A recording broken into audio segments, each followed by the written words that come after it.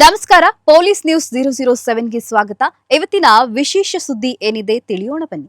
ಸಿರಾ ಬಳಿ bus lorry ಅಪಘಾತ. ಮುದಗಲ್ ಪಟ್ಟಣದ ಪ್ರಥಮ ವರ್ಷದ ಎಂಬಿಬಿಎಸ್ ವಿದ್ಯಾರ್ಥಿಯ ಸುಮಂಗಳ ಸಾವು, 15 ಜನರಿಗೆ ಗಾಯ.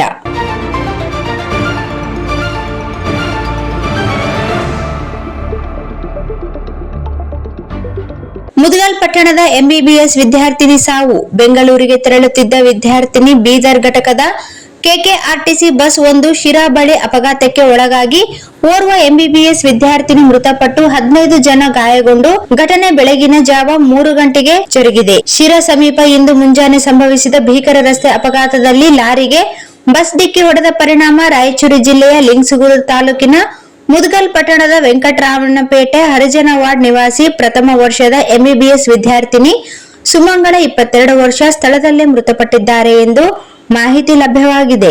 ಬೀದರ್ನಿಂದ ಬೆಂಗಳೂರಿಗೆ ಹೊರಟಿದ್ದ ಬಸವ ಕಲ್ಯಾಣ ವಿಭಾಗದ ಕೆಕೆಆರ್ಟಿಸಿ ಬಸ್ ಅಪಘಾತಕ್ಕೆ ಒಳಗಾಗಿದೆ.